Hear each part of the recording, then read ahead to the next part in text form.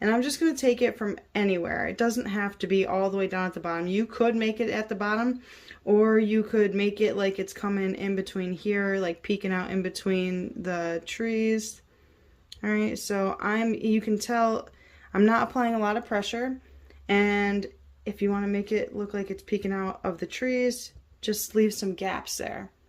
All right, I'm going to go up maybe with another one.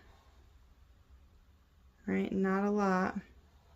I'm doing very little pressure because I want that fine point, but you can see that these are not perfectly straight lines. I don't want perfectly straight lines. It's okay if they look a little uneven. Okay, and as you get further down, maybe you make your tree a little bit thicker.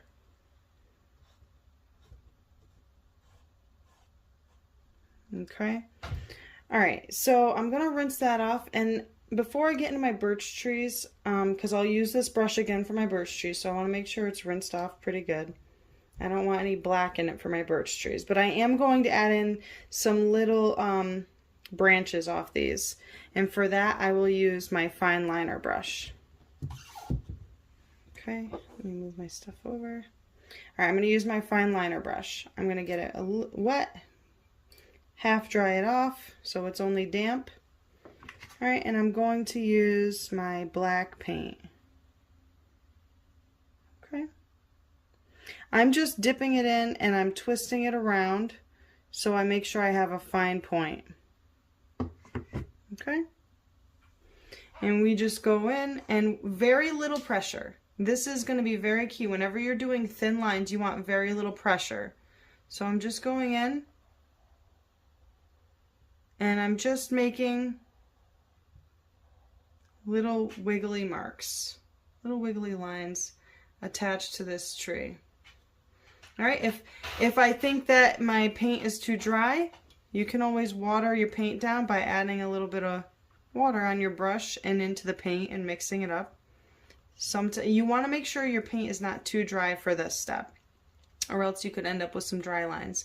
Having watered down paint will give you, slightly watered down paint will give you some nice crisp lines. All right, and it'll make it easier to do it like thin lines. So as you can see right now, my branches, again, they're wiggly. They're not perfectly straight. Okay, I'm just making just some faint wiggly marks, putting barely any pressure on. Barely any pressure.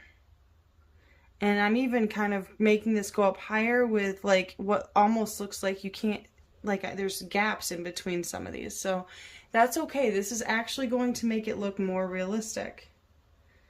All right. Let's see. And then we can make little tiny twigs and stuff coming off of the other branches. All right, but we don't need to add too many. We want it to look like this is, you know, like a pretty barren tree.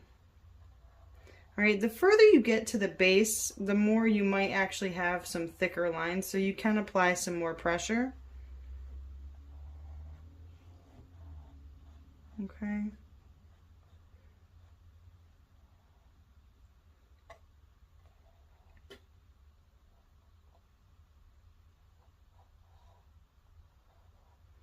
Just getting those lines in with barely any pressure.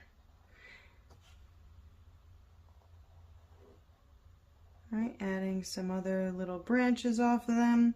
My paint is kind of looking almost a little see-through, which I actually like because I want it to look kind of farther away. So if my brush is not dry yet, it's just my paint has naturally thinned out as I'm painting, and that is quite all right. It kind of gives me the effect I'm looking for. And so the more you practice with your paint and your paintbrush, the more you'll find these little tips and tricks, and you'll know when you need to re-dip your paintbrush and stuff. So we don't need to add too much because I don't want to take away from the trees that we're going to paint. All right, but I'm just going to maybe do a couple little lines. Nothing crazy. Maybe something back here. Now that my brush is a little bit more dried off, it can look like maybe a different kind of tree. Okay, and some of these are probably going to get covered up anyways when I paint the birch trees. Okay.